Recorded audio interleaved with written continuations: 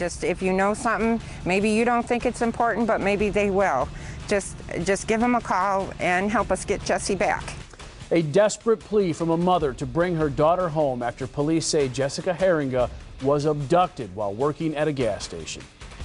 You need to leave my property, please. Everything I've done, I've cooperated with the police. Have a nice day. And we asked the owner of that gas station why there weren't any surveillance cameras on site. Tonight we have team coverage for you. 24-hour News 8's Heather Walker is live outside the Norton Shores Police Department. And earlier today, Leon Hendricks asked the owner of that ExxonMobil why there's no surveillance video to find out what happened. Let's begin with Heather for a live look at where that investigation stands right now. Hey Larry, Jessica Heeringa's photo has been posted on TV, online, around the community and the country after the story went national. Now the tips are coming in from all over. New Jersey, the state of Arkansas, St. Louis, Missouri. Just hoping she's okay and that she'll come home and be with me and my son. I just want her home. I feel like it's somebody who has been in there, who knew that these girls are by themselves. It happened right before closing, maybe when they didn't think it was going to be busy. I don't know. I don't know if you've heard about the kidnapping at the Exxon station. For the last 2 days, family and friends have been passing out and posting flyers with her picture on it. Jessica was last seen around 10:50. Police say that's the time of her last transaction. We have spoken with the person that made the purchase there and cleared them of any wrongdoing, and unfortunately they did not see anything that would lead them to believe that there was something going on in the store that was, leading to that abduction. At 11:15, customers came into the store and found the place empty. Norton Shores Police Chief Daniel Shaw says in those 25 minutes, something very bad happened. Police say Jessica's car and purse were left behind. A cash drawer was out with nothing missing. Police have questioned and cleared 4 persons of interest. They say the owner and manager at Exxon are not persons of interest. Live in Norton Shores, Heather Walker, 24-hour News 8. Good evening, I'm Leon Hendricks in the newsroom. One of the big questions in this case, where is the surveillance video? Police say there was none, even though 2 years ago they asked that very same owner about installing such cameras. We went to him to ask him questions about that, but his focus, at least while we were there, was on getting us off of his property. Turn that off, please. Are you the? Can I turn that off, please? I need you to leave my property. It wasn't what we expected from the owner of the gas station, now missing a 25-year-old employee, a mother to a small child who police suspect was taken from her post at the ExxonMobil gas station on Sternberg Road. A day after Jessica Heeringa went missing, we saw workers working on surveillance cameras at the gas station. They told us they were fixing the cameras at the time. But today, police confirmed that there were no surveillance cameras there in the first place. There are no security cameras that I'm aware of at the gas station. And it's not the first time police had contact with the owner on the issue of cameras. The last time, it was after this violent crash that ended near the gas station and sent smoke pouring over it. At that time, police asked the owner about installing cameras that could help with investigations in the future. That never happened. The lack of security measures was even more frustrating when Heeringa's mother said that she got this information from the gas station owner when she talked with him about her missing daughter. Said that he likes to hire the young pretty girls because it brings in more customers. I just wish he would have had security cameras or some kind of security in place, if not cameras, something. And the reason as to why, Mom says? He only had like $3,000 worth of drive-offs on gas, so he didn't think it was worth putting in a $5,000 security system. It's one of many questions in a case with few answers. That's a business decision, and that's not mine. Turn that off on my property or I'm going to sue you. She's not going to turn it off. We keep my property, please. Do you have a concern for your missing employee? I do. Okay. Police have asked you repeatedly to put up surveillance cameras. That would have helped here. Why has that not happened? That has never happened. You need to leave my property, please. Everything I've done, I've cooperated with the police. Have a nice day. Of course, that mother tonight not alone in wishing that surveillance evidence was there, but she pointed out that the relationship between Jessica and her boss was good. In fact, recently, she says, he had bought a bike for her young son. In the newsroom tonight, Leon Hendricks, 24-hour News 8. Here's how things played out on Friday. Jessica went into work her shift on Friday afternoon. The last receipt was printed from that cash register at the mobile gas station at 10:50. At 11:15, a customer went into the store, could not find a clerk, and then called 911. Jessica's shift was scheduled to end at 11:30, and then today, Norton Shores Police declared Jessica's case an abduction. We, of course, are going to stay on top of this story for you throughout the night. Live, this is 24-hour News 8. I hate to see somebody come in and grab and run. Now at 6, the 911 calls the first sign that something was wrong. Jessica Heeringa now missing for 3 days. Detectives say that she was kidnapped from the Norton Shores gas station she worked at, but they don't have much evidence to go on as they are working tirelessly to bring her home. Now at 6, you'll hear from her family and what her grandfather thinks happened to her. Plus, we'll show you the neighborhood where this happened and why some witnesses may not even realize what they saw. Good evening, everyone. I'm Brian Sterling. And I'm Susan Shaw, live here in Norton Shores, just outside of the Exxon station where Jessica Heeringa was last seen on Friday night. And since then, there have been very few answers having to do with her whereabouts. Here are the very latest developments that we're tracking for you tonight. We just received the 911 calls reporting Jessica missing. Investigators tell us that they have DNA in relation to this case, but won't tell us any more than that. There is a 20-person task force working this case right now, and a candlelight vigil will be held tomorrow evening at 6 at Points Mall, just down the road from this very gas station. You can donate to a reward program that will be used to pay people who come forward with any information in this case. And police are still narrowing in on this van. It's a silver minivan driven by a heavy white man around 30 or 40 years old. He has light brown, wavy hair, and it is parted in the middle. That's what we know about the suspect at this time. Muskegon 911, where's your emergency?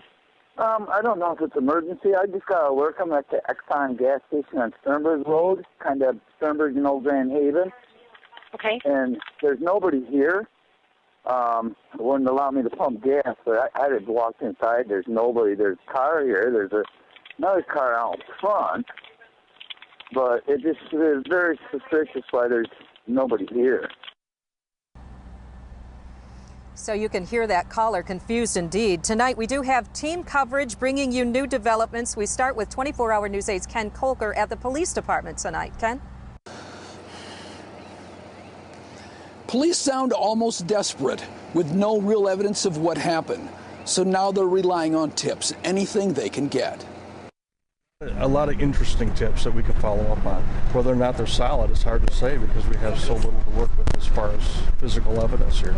We're just grasping at straws. And they're getting tips through Facebook, like the one suggesting they look at a man who lives in North Muskegon, saying that he's a customer at the station and that his wife owns a silver town and country. We tracked him down today. He says he is a customer there, even remembered Jessica, but says he did not know that she was missing and said that police have not talked to him. The description of a possible person of interest does not include a beard, and his wife's town and country is blue. Yeah, because I never take that to work, so I always drive mine.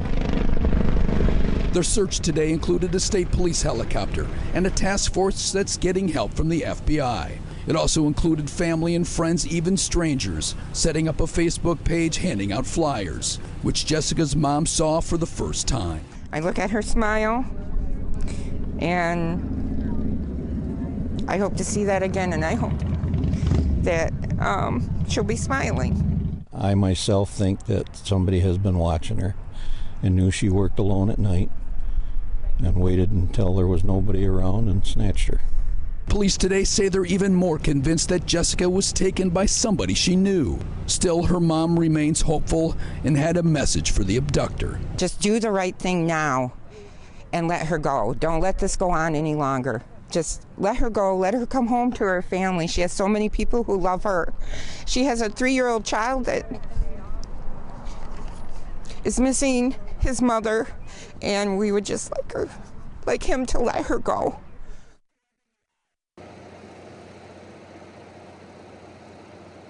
Now, as far as the DNA evidence is concerned, police say they don't even know if that's relevant to this case, but it's still something that they want to track down. Live in Norton Shores, Ken Kolker, 24-hour News 8. Okay, Ken, thank you.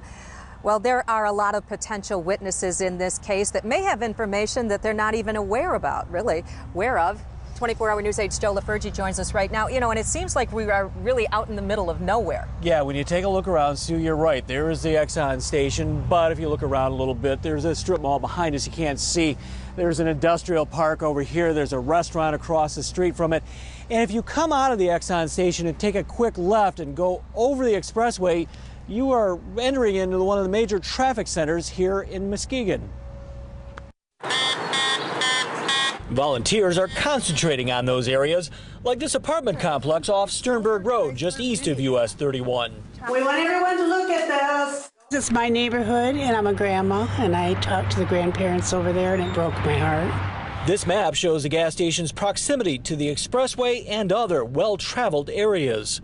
All around this area, there's not only a bunch of businesses and industrial complexes with many, many workers, but there's also the mall complex on the other side of US 31. So is this one of those things where even at 11:15 or 11 o'clock on a Friday night, there's still enough people around that might have seen something and it just might not realize it? Definitely. That's usually about the time some of the shops let out, and a lot of people go down Sternberg Road at this time to get back home.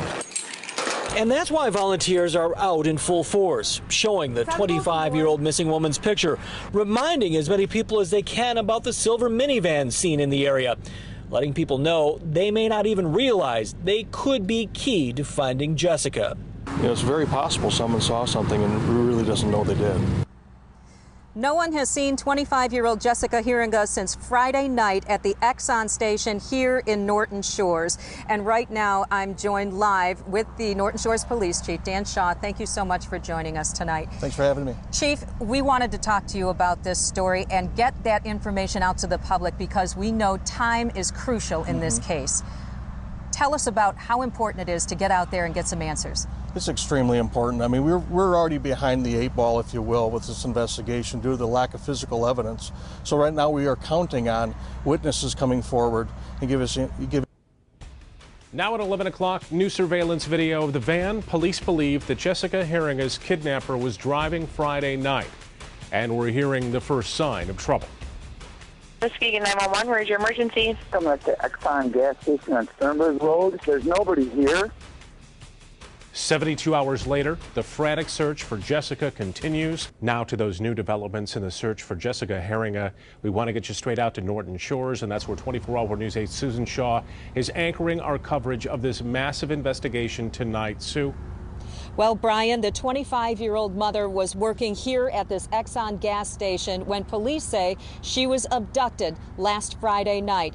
I am joined live outside the Exxon gas station right now with Craig Harpster. We let you listen to those 911 call earlier today having to do with the man that found the store empty when he stopped by.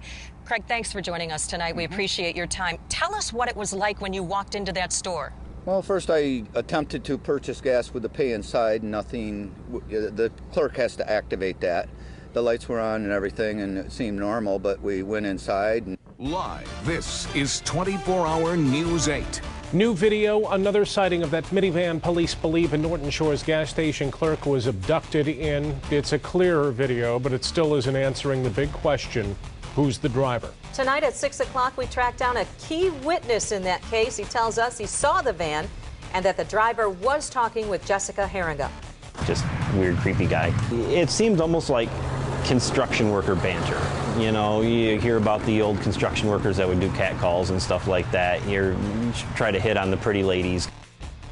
You'll hear him describe what he saw. Good evening, everyone. I'm Susan Shaw. And I'm Brian Sterling. Here is our track on that silver van in the moments after the kidnapping. We know that Jessica was still at the Exxon station at 10:51. That's the time of her final customer transaction. Just after 11 o'clock, the van is spotted on surveillance video at the Old Homestead Tavern. At 11:04, the van is caught on this new video at the Coin Zone store. At 11:15, a customer calls 911 to say that there's no clerk back at the station. Tonight we have team coverage breaking new developments on this case, and we start with Leon Hendricks focusing on the new video and what police say they're learning from it. Leon? That's right. Unfortunately, that video doesn't give us a clear picture of who's in the vehicle or how many people are in that vehicle, which of course would be key to all this. But they are learning one thing. The longer that this video is talked about in the media and the longer they go without hearing from the person who might be in that vehicle, they're more convinced that it had something to do with what happened to Jessica. And here's the van we're looking at. Today, it's another small piece to a puzzle investigators are struggling to complete. Who's driving the van seen here? And what do they know about what happened to Jessica Heeringa? The picture is a bit clearer, shows the van heading north on Grand Haven Road, but not clear enough to show who's in the van or any identifying features of the vehicle. This as a community continues to comfort a tireless family wondering what happened to their loved one. It's impacted my community. They're part of this, and that's what we do as a Christian community. We pray for people. Today, a high school group gathered in prayer with the family as they, along with police, aim to put together what they have, the sketch, the van, hoping to learn in the end what happened to Jessica Heeringa. So still lots to go in the investigation. Police trying to work through all of the tips they're getting. Lots of people, of course, taking a look at that sketch, realizing that they might know something, and they're calling authorities with that information. Of course, it's a lot to sift through, but that's what they want to do. They want to get the information that's out there, and then they can sift through whether it helps or not with the investigation. Reporting live in Norton Shores, Leon Hendricks, 24-Hour News 8. Thank you, Leon. Tonight, for the first time, we are hearing from someone who actually saw that silver minivan and driver at the gas station on Friday night. He told 24-Hour News 8's Ken Kolker that the driver was acting creepy. Ken joins us live with more on this. Ken? Yes, Sue, that witness says he saw that silver minivan at the gas station 2 hours before Jessica disappeared. So I think it's a distinct possibility that he could have been scouting ahead of time. This is a Christian Van Antwerpen says he has told his story to police, that he stopped at the Exxon around 9 Friday night to get gasoline on his way home from his job at nearby Firehouse Qatar. Jessica was working there alone. One of the most incredibly friendly, helpful people that you would ever meet. Unfortunately, that makes her pretty susceptible to creepy people that want to do bad things to her. As Van Antwerpen was leaving, the silver minivan pulled up just after Jessica went outside to do some paperwork at the pumps. He says he heard some of their conversation, the man talking from inside his van, but that he never saw his face. I think the general banter was like, hey, I thought you're supposed to be inside, not out here, kind of joking almost, like it was a regular kind of guy that would come in there and talk to her or whatever. He says they acted as if they knew each other. It seemed almost like construction worker banter. You hear about the old construction workers that would do cat calls and stuff like that. You try to hit on the pretty ladies kind of thing. Van Antwerpen says he doesn't recall exactly what Jessica said in response. Something to the effect of, yeah, I'm trying to work, or, I'm working out here doing this, I can help you inside in a minute. It was typical retail banter. He says he believes the man went inside the station as he was leaving. Police told 24-Hour News 8 that another witness, a woman, was in the parking lot next door when she saw the van, about the time of the disappearance. They believe the suspect was leaving with Jessica. The van left and drove down this alleyway or roadway. Okay. And as the van went by, she was able to see the driver's face. Now, it was that witness who led to the composite sketch that's been released, and police say that is still their best. This is a breaking news alert from 24-Hour News 8. Right now at 6 o'clock, an active search for Jessica Heeringa. Choppers and detectives descending on P.J. Hoffmaster State Park. And at the same location, a hiker found these glasses, similar to the ones Jessica was wearing when she disappeared. Investigators are trying to see if they have anything to do with the case. Tonight, we are live with team coverage. Good evening, everyone. I'm Susan Shaw. And I'm Brian Sterling, live in Norton Shores, where if you're just joining us, we have been on the air since 5 o'clock, bringing you the latest developments in the search for the missing Jessica Heeringa, now entering its 6th day here in Norton Shores. And today, some late-breaking developments and developments as we speak. It's all happening out of P.J. Hoffmaster State Park. That's where an active and intense search is happening right now after some developments. And we want to show you some of the key locations in this case as we speak about them. Hoffmaster is about a 4.5-mile drive southwest from where I'm at, the Exxon station here on Sternberg Road. It's the opposite direction from where that van was spotted heading last Friday night. We do want to get you caught up to speed. Ken Kolker has been live out at Hoffmaster today after a tantalizing clue was passed on to you, Ken.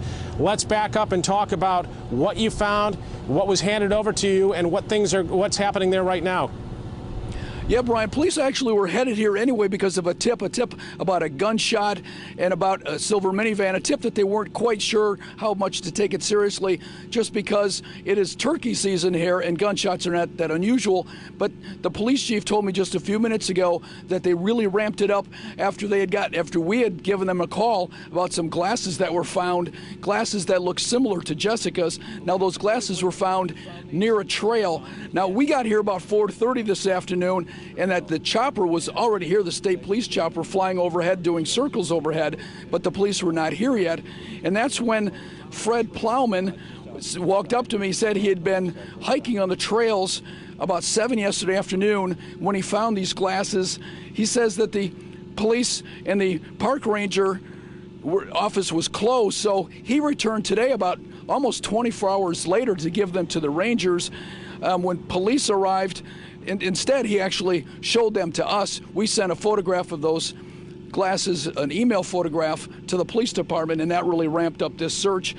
When police arrived, we led them to the spot where Plowman found them along a trail off of a park drive. Now, the police chief says that he is praying that those glasses do not belong to her.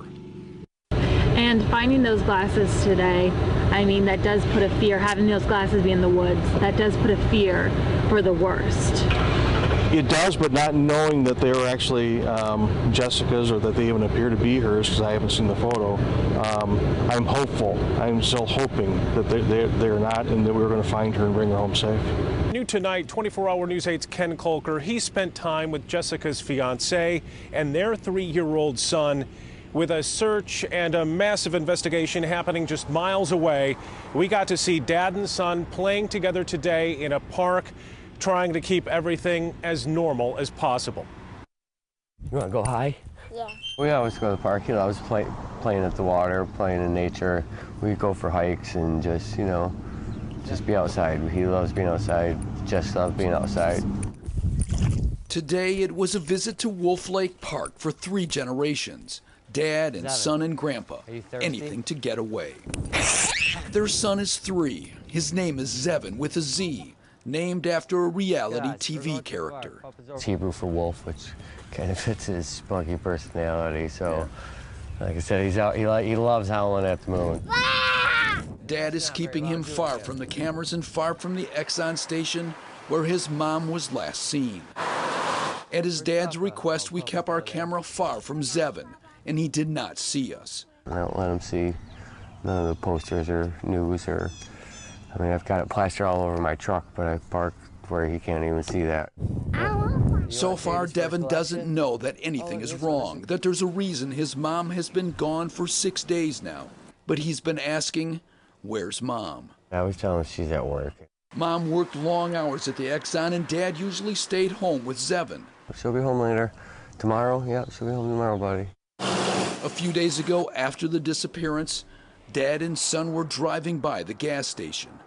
Usually they would stop there to visit Mom. You always pull the crate over and try to help Mom at the cash register. Yeah. We drove by there, I don't know, a day or 2 after it happened, and he wanted to stop in and see Mom. I said, no, Mom's real busy. He knows that the questions will keep coming, and that one of these days, he'll have to answer. That's something he can know about later, you know, down the road if need be. But if he doesn't need to know, he doesn't need to know. Ken Kolker, 24-hour News 8. And as difficult as this has been for the family, they are insisting, they're pushing for the police to do an extensive search, to leave no stone unturned in this investigation. And tonight we're uncovering a particular group that investigators are looking at, and that group says, hey, they knew the police would be coming. Who are we talking about, Marley? That's right, Brian. They've been speaking with registered sex offenders. In fact, I checked back in with the police chief. He says his detectives have been working with the Michigan Intelligence Operations Centers. They have been cross-referencing registered sex offenders with silver minivans. We spoke with the registered sex offender tonight. He says he's prepared for them to knock on his door next. Scan the state's sex offender registry and you'll see several pages of registered sex offenders in Norton Shores. About half of them are Tier 3 offenders, the most serious. Investigators in the search for Jessica have them on their radar. I have no animosity towards them about that because I just as soon find out who it is myself. We spoke to one registered sex offender who didn't want his face on camera but says he supports investigators, wanting answers himself. Oh yes, I expect it any time, and like I said, I'm surprised they haven't been here. They might have been here and I wasn't here. We know they questioned one registered sex offender who the police chief said looked a lot like the suspect sketch. That man was cleared. Another registered sex offender told us off camera someone spotted his son digging in the backyard and called police, who then wanted to search the hole, only to find he was simply planting a tree. But the extensive search sits well with Heeringa's fiance and father of her child. They've even brought mugshots to him to look through. These aren't necessarily suspects, but just maybe you've seen someone. I guess being on this list, you should automatically, anytime something like that happens, you should automatically expect them to come see you. That's their way of trying to narrow things down, and like I said, they can come see me anytime they're ready. And the chief tells me detectives have been showing mugshots of registered sex offenders to Jessica Heeringa's family members and to witnesses to see if they've seen any of them in this area when Jessica disappeared. And as you know, important information that they're looking for so that this case does not go cold. Back here live in Norton Shores as investigators continue to look into the case. Family members are here at the command center waiting for any kind of clue that they can get. 24-hour News 8's Ken Kolker joins us right now. He talked with the family today. This has got to be so difficult. Yeah, it really is. And earlier today I was here and I was speaking with Jessica's grandmother. And as we spoke to her not far from this spot, a state police helicopter flew right overhead. My heart skips a beat. Just like yesterday when it flew over, headed to P.J. Hoffmeister State Park on what turned out to be a fruitless search. She knows this is necessary, but she also knows what it might mean. On one hand, you want them to find something. On the other hand, you don't. So our emotions just are on a roller coaster, up and down. In today's case, we're told the chopper was just in the area, not on a particular mission. Some volunteers have told the family they're ready to help with ground searches, wherever they might be. But that's just like saying Jessica is not coming back. We as a family are not ready to do that. We don't want to give up on the hope that she will come back. Jessica's family has kept a vigil here every day in the week since she disappeared. It's hard not to get discouraged. After a week? Yes. But when that happens, up walks a stranger. And a woman came up to me late last night and she said, I'm a grandma too. And she wanted to give me a hug, and then she said, here, I brought you a guardian angel. And at a vigil the other day, a young girl gave 4-leaf clovers to Jessica's fiancé, who now keeps them in a small bottle on a necklace. I just brought these to you for luck, and I know you need it now more than ever, more than we need luck, so just kind of passing it on. So my family and I believe she's still in the area, and don't ask us why, but it's just a gut feeling. And with the community support, how could we not stay out here? So we actually spoke with the police chief earlier today, and he said they have no plans at all to do a ground search, despite the fact that there have actually been some calls for that. Now back to the disheartening developments in the Jessica Heeringa abduction. It's something that no one wanted to hear. Police revealing today the tests on a spot found outside of the gas station the night she disappeared have come back positive for Jessica's blood. 24-hour News 8's Mark Thompson's live in Norton Shores. Mark, what does this new evidence really indicate? Well, police say that it indicates a couple of things. That the fact that they identified that blood as that of Jessica Heeringa indicates that there was indeed an abduction, and they say that there was a struggle at the scene. As far as the blood itself, the chief says that it was a small amount that was found outside that ExxonMobil gas station on Sternberg Road. By small, all he would say is that it was a few small spots in one location. Now, family members tell us that the entire blood area was about 1 inch by 1 inch. Now, this evidence was collected Friday night into Saturday morning on the night that they say that she went missing and was abducted. That would be April 26th and 27th. The samples were sent to the State Police Crime Lab in Lansing for analysis on Monday.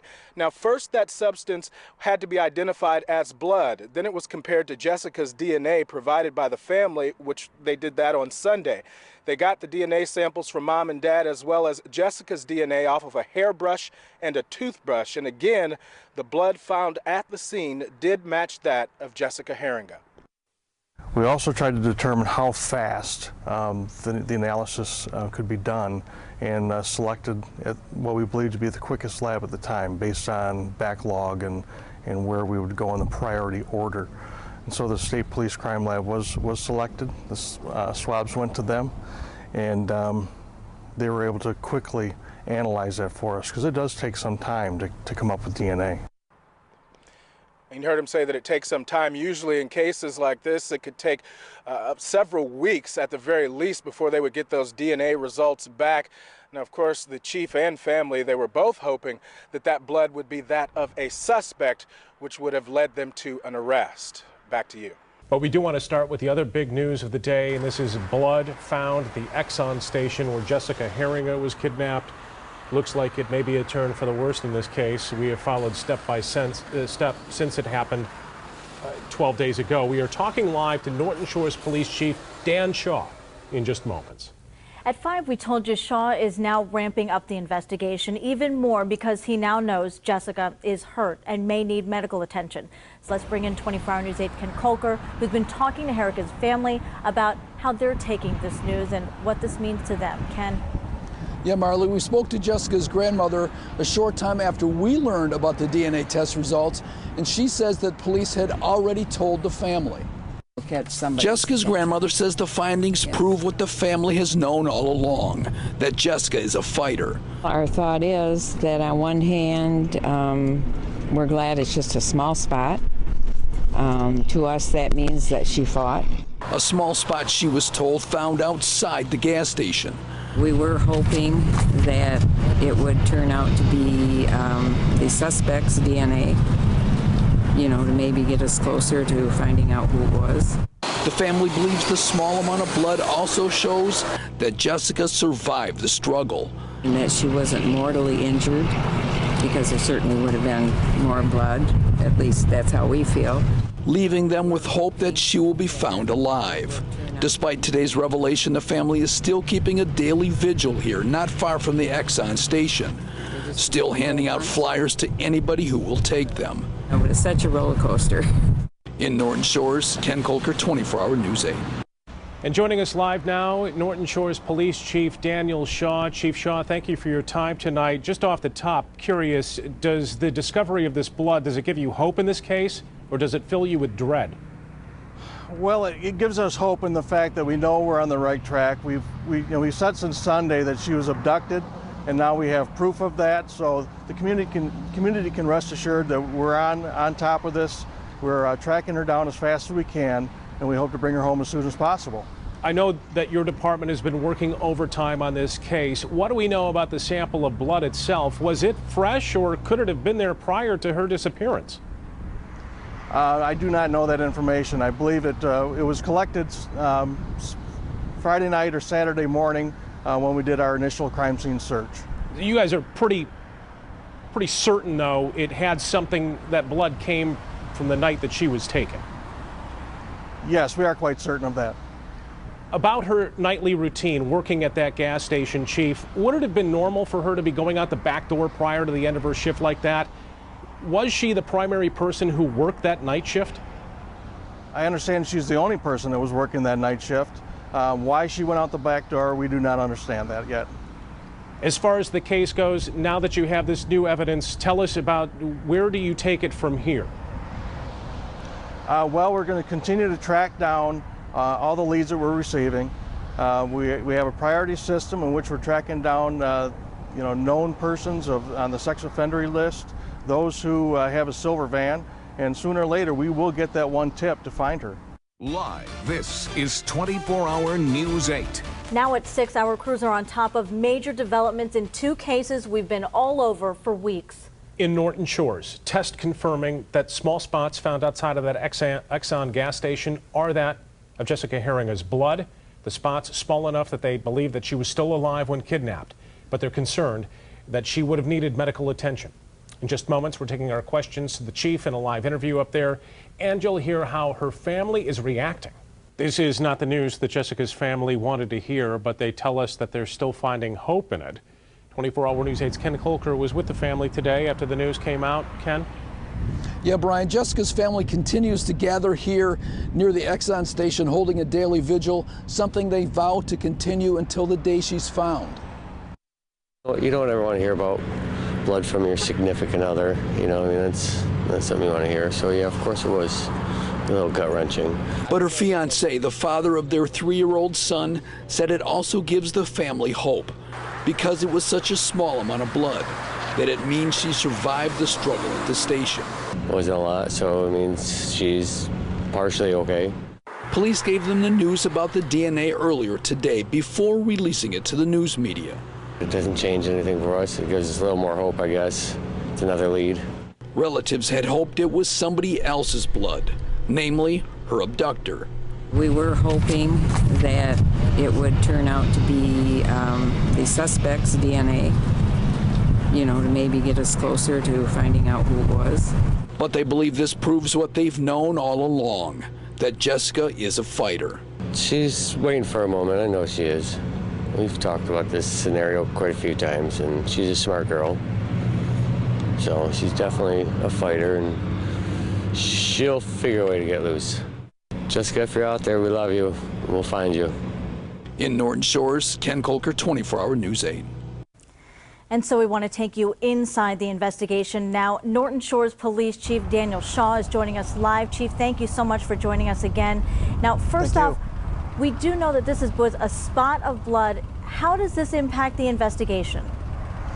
Well, first off, it gives us hope that we can find Jessica now. We know that she's been abducted. It's not just a walk-away type situation. We are very confident that she was abducted. So we now have that clue and connected into our timeline. Are you able to talk to us at all about just how much blood we're talking about and if we're sure that it's fresh blood, that it would have happened the night she disappeared? My understanding is that it's a very small spots of blood in a small area, that we're located in a small area. So we can't read from that whether or not she's seriously injured. We are hoping that she is not, and that we can find her and get her medical attention and bring her home.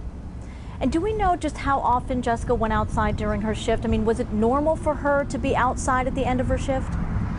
That I don't know. I have no information towards that. This is something else, you know, we've all been talking about too. Could she have been doing something outside that perhaps she cut herself, or is there specific evidence that this is blood from some sort of struggle? Well, we believe it is from a struggle because that's what makes sense to us with the other evidence that we have there. My understanding is there really is no reason to go outside of the store, and that's just based on procedures within the store itself. Big developments in the search for Jessica Heeringa. New tonight, we are learning that there were reports of suspicious men at multiple gas stations in the Norton Shores area before Jessica was kidnapped. Also today, tests show that a substance found near the back door of that Exxon station is Jessica's blood. Detectives believe the blood was fresh when they got it, and they believe it confirms that she was snatched. There was some sort of struggle as well, and we also know that police collected other DNA at the gas station, but those results have not come back yet. We want to go live tonight to Ryan Takeo in Norton Shores, breaking down these new developments about the previous reports of these men at area gas stations, including the one that Jessica worked at. Ryan. Brian, good evening. The chief told me that clerks have reported a silver minivan in some cases. In the dozen days since Jessica Heeringa went missing, investigators have reviewed several complaints from other gas station workers. Several cases of men mainly hanging around gas stations that were making the female clerks feel very uneasy. Norton Shores Police Chief Daniel Shaw would not detail those past reports or how police got involved. He would just say investigators have looked into those other reports. Some of those people we did track down within this investigation to find out if they were involved in Jessica's disappearance. And according to the chief, It's happened at more gas stations than where Heeringa disappeared. No, it's not just this station. We have other stations that reported the same thing that are the more urban area of our city. A couple miles away, workers at this gas station told us they've had a few past issues of customers creeping, but the manager told us off camera they have a couple deterrents, surveillance cameras, more than one person working at all times. She was the only worker that night. I believe so. Neither was the case 2 Fridays ago at this Exxon, the last time and place someone other than her abductor saw Jessica Heeringa. It's happening for some reason. It is out there. That silver minivan, of course, is one of the 2 key pieces of evidence in this case. We went inside the store, talked to the owner, asked him for a comment on this story, and he declined. Also, we went to a couple other gas stations who did not want to get involved in this story. We're live in Norton Shores. I'm Ryan Takeo, 24-Hour News 8. All right, Ryan, thank you. Well, all too often it takes months to get crime lab results. Target 8 has told you about the lack of money and the backlog at the state crime lab. So how did Heeringa's DNA testing get pushed along? We spent time at the crime lab in Grand Rapids today to give you perspective on what goes on behind the scenes in high-profile investigations like this one. A small piece of evidence inside a state crime lab can be a major piece to an investigation, the very answer police are looking for to solve a crime. It can take anywhere from about 4 weeks to about 6 months to have DNA evidence tested. In Jessica Heeringa's case, it only took 10 days. The crime lab confirmed what police collected outside the Exxon gas station where Jessica disappeared is her blood. And the 2 scientists that worked on this case worked very hard to get it done in a very short period of time. But not every case moves through the lab that quickly, taking it back to 2010 when 32-year-old West Michigan mom Venus Stewart went missing. State police had submitted what the department called very important evidence relating to Stewart's disappearance to the crime lab in Grand Rapids. We told you nearly a month later they still didn't have results. The crime lab director told us then processing evidence can take months. You have to be sure you're doing it right, because many times when we go into court, we tip the scales. In this case, we felt that there was a need to expedite due to the nature of the crime and the investigation, and we felt that it was very important to put that information in the investigators' hands as soon as possible. Now, the Norton Shores Police Chief did tell us investigators chose a lab that had the least backlog, considering investigators are under pressure and hope to get Jessica back to her family. And live on 24 Hour News 8 at 5, the police chief told us the number of tips coming in is slowing down. So if you know anything about what might have happened, here's that number for Silent Observer. You will remain anonymous. And of course, we will continue to bring you new developments as they come in. Nearly 2 weeks ago, a young mother working in Norton Shores disappeared during her shift at a gas station. Police believe Jessica Heeringa was abducted. Investigators and people all over West Michigan are continuing to search for Jessica as her family prays for her safe return. Jessica's grandmother, Diane Homrich, joins us today. Diane, we're happy you could be with us. Thank you. Thank you for having me. You know, and I know one of the goals of the family is really just to kind of keep the story out there and keep people familiar with what's happening and coming forward. Yes, of course, we don't want people to forget her. We still feel she's alive. We still really feel she's in the Norton Shores area. And of course, Sunday is Mother's Day. We will not be out there on Mother's Day. We want to spend it with our family. And we encourage everybody out in the area to spend it with their family and hug their daughters and granddaughters and say a little prayer for Jessica. You know, through all of this, it's just got to be torment for you. I can't even think of another way to, another word to describe it, just the not knowing. Yes, that's the worst part. I mean, it's just a nightmare. No family, I think, ever dreams they would have to go through something like this. But that's okay. We'll go through it as long as we get Jessica back. I know you've been getting the question a lot, but we've had big headlines out of Cleveland, Ohio, because there's been a case there that is horrifying and sad, but hopeful, all in one. What are your reactions when you see and you hear more and more about that case? Well, of course, it gives us hope that she is still alive. Certainly hope we don't have to wait 10 years, but if we have to, that's fine, as long as she can survive and come back to us. And you've had a lot of people, countless strangers from the community who've come forward and stopped by to say, we're thinking of you, we're praying for you, how can we help you? Any message you'd like to share with people who have been just so prayerful for her return? The community of Norton Shores and surrounding areas have just wrapped us in their arms. They used to stop by and get flyers and maybe not so much more, but they'll just stop in and give us a hug, tell us they're thinking of us. They give us, we've received several Bibles, little necklaces for Zevon, teddy bears and clothing, and one little boy stopped by and had this huge green dinosaur. It probably stands that high, and it roars and its eyes open and shut, and it was his, and he wanted to share it with Zevon. So, you know, things like that, just there wasn't a dry eye in the place. Yeah. You talk about your grandson. He's 3 years old. Yes. How have you been handling that delicate situation? We know children are curious, and this is a really, really hard thing to relay to him. And we know that Mother's Day is just days away. That's got to be very impactful for your family. Very impactful. That's why we're not going to be at Norton Shores on Sunday. We're going to stay as a family, and he'll be there. We, of course, will hide the posters and try to make it as normal as possible. He still, we feel, is too little to understand exactly what's going on. Hopefully we'll get some counseling for him to guide us through that process too. But hey, we hope she'll be back before Mother's Day. That's really our hope and our prayer. Yes, and you know, you're a very close family. Tell us a little bit about Jessica. Who is this wonderful young woman that we have only gotten to know through looking at her pictures? Well, I have 3 children. Her mother is Shelley. She's my youngest. And Shelley has 3 daughters, and Jessica is her youngest. She's just this bright-eyed, vibrant young woman, feisty. I can't tell you how many people stopped in and said the only reason we ever stopped there was because of her. She would kid with them, and if they joked with her, she'd joke right back.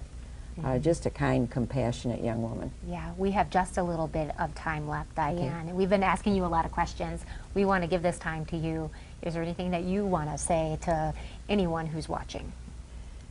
Well, I would really like to thank the Norton Shores Police Department and all the agencies involved. We really appreciate all the time and effort, and I know it takes their toll on them too. If the man that took her is watching, I plead and beg for you to send her back. You did an evil thing, but now step up and be a hero and send her back to us. That's right. Our prayer is that your wish will be answered very soon. Thank you, Diane, for sharing this. Thank you very much to if you both of have you. any information at all, even the smallest detail, please call. That may be the key to getting Jessica to come home. Yes, they'll just... Tomorrow will mark 2 weeks since Jessica Heeringa was kidnapped from a Norton Shores gas station, and still family and investigators have very little to go on. Well, DNA analysis on Jessica's blood found at the scene came back quickly. Police are looking for more help, and 24-hour News 8's Ken Coker is live in Norton Shores tonight with the latest developments. Ken? Yeah, Brian and Sue, while police today continue tracking down tips, they say they're still waiting for some key outside help. The chief says they're waiting on an FBI criminal profile, hoping it might tell them what kind of man might take Jessica. They're also waiting for electronically enhanced images of the silver minivan apparently driven by the suspect. We can't for certain say that it's a Chrysler Town & Country even at this point. That's why we're still saying a silver minivan, possibly a Town & Country. But I really would love to be able to narrow that down to say for certain it's this make, this model, this year. And they're waiting for an analysis of cell phone traffic in the area that night to see if that might give them some clues. Today, the chief provided more details about the suspicious men and vehicles spotted in recent months at nearby gas stations. A vehicle parking in the parking lot, and they were watching the clerks inside stores. But he says police questioned 2 men identified at those stations, one apparently with a silver minivan. We've talked to them, and they're not the focus of this investigation at this time. Also today, the family continued to keep Jessica's face out there, her grandmother appearing this morning on 8 West. I mean, it's just a nightmare. No family, I think, ever dreams they would have to go through something like this. But that's okay. We'll go through it as long as we get Jessica back. Now, police today say that they're still confident they'll find Jessica and reunite her with her family. Live in Norton Shores, Ken Kolker, 24-Hour News 8. The search for Jessica Heeringa. She's been missing for nearly a month. Police say the 25-year-old was abducted from the gas station where she worked back in April, and now her family is having to go through another struggle. Police say someone is trying to profit off the young mother's disappearance. 24-Hour News 8's Danny Carlson was in Norton Shores today and also spoke to Heeringa's family. Danny joins us live out of studio control. Danny.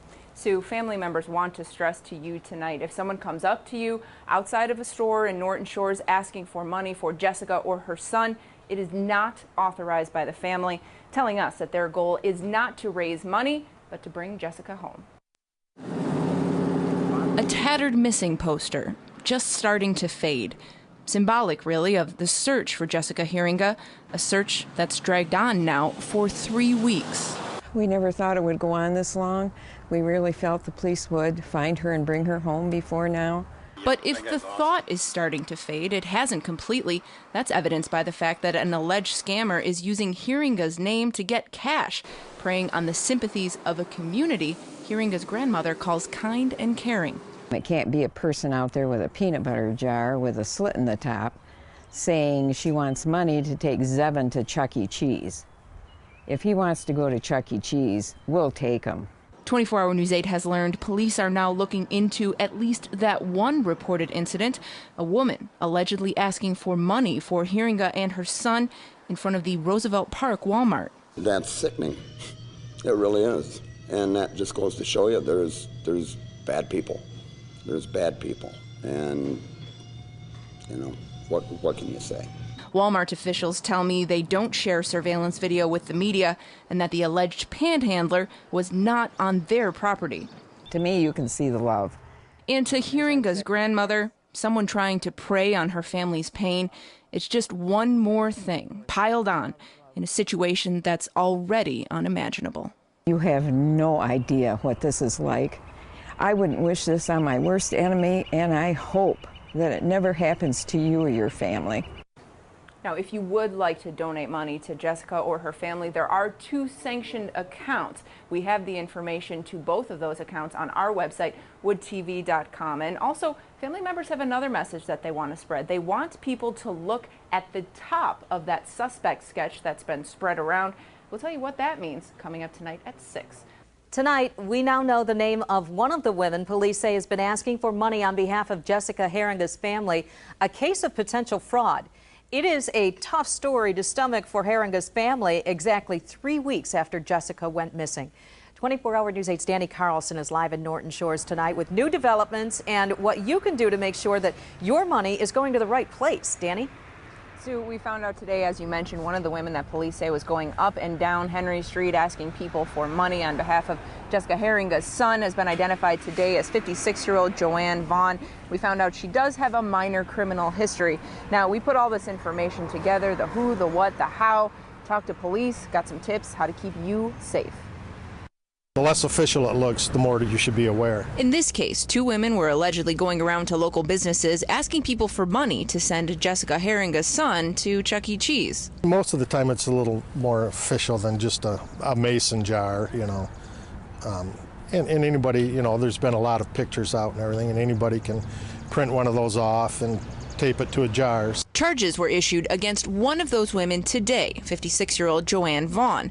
We are told she will be arrested on one charge of larceny by false pretenses, a misdemeanor that could send her to jail for months. It's really sad when, you know, people take advantage of other people's misfortunes, and it's just not a good thing.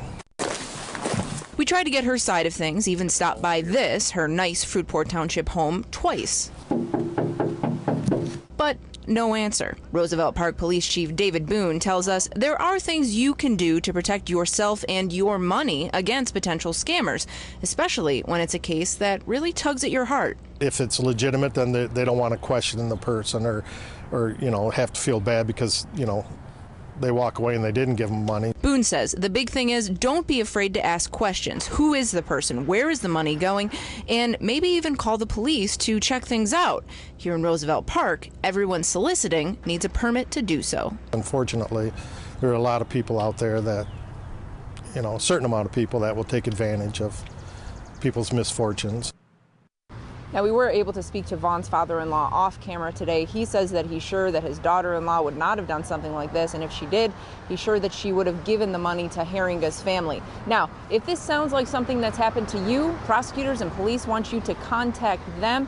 They want to hear from you. If people have asked you for money on behalf of Heeringa's family, now there are 2 funds that are sanctioned by the family if you do wish to donate.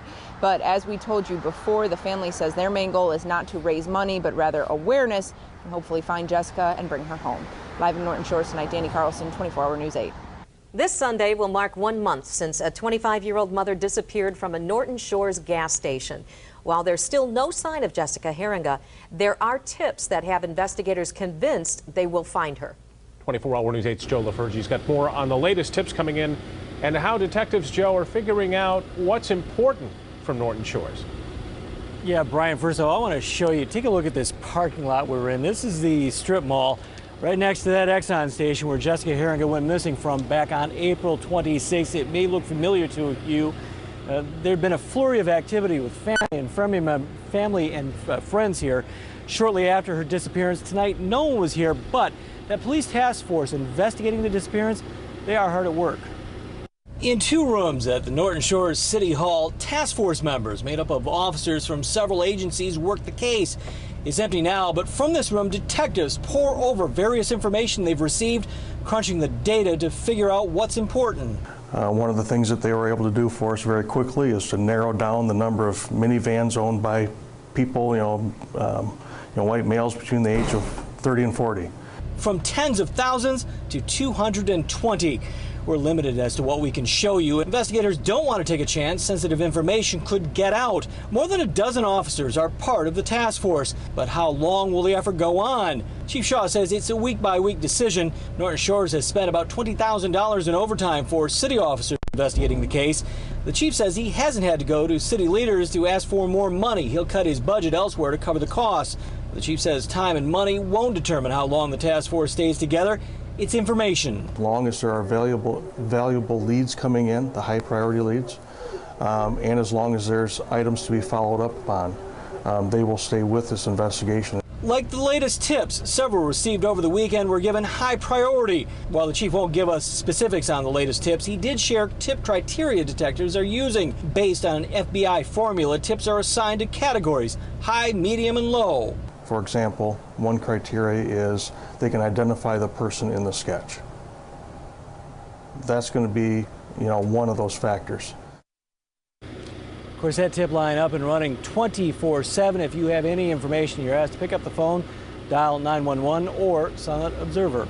It has been 6 weeks since Jessica Heeringa was kidnapped from a Norton Shores gas station, and today we're getting the most up-close look inside her life yet. We were invited into Jessica's home to talk with her fiancé and the little boy who's badly missing his mom. 24-Hour News 8's Ken Kolker is in studio right now with this touching story. Ken?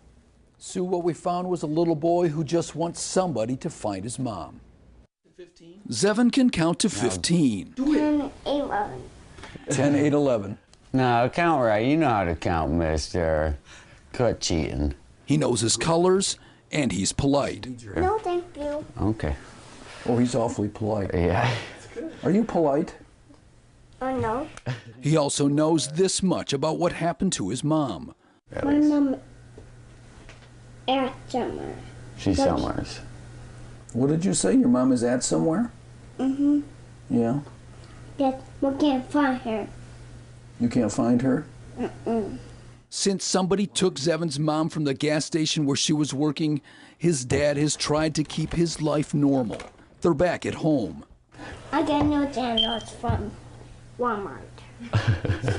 You got new sandals from Walmart? Yep, 2 sandals.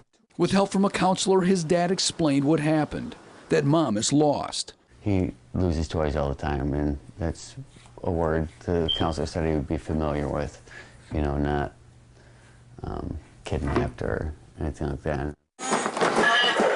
Zevin looked for her in their home, and he has looked for her in stores. Once in a while, he wants to go and look for her, and I mean, everywhere we go, he asks if she's there. Most nights he asks his dad to sing the bedtime songs that his mom sang, Twinkle, Twinkle, Row, Row, Row Your Boat, and a song that his dad does not know. And then he keeps asking for this bear song. A bear song, something about them dancing in the woods. What's your favorite song? It's about bears? Yes. And they dance in the woods? Yes. Can you sing it? Oh, no. No? Now, Zevin's dad says he realizes that stories about Jessica's case usually bring more tips to the detectives who are looking for her, and that's what he hopes will happen tonight. Anyone with information is asked to call Silent Observer or Norton Shores Police.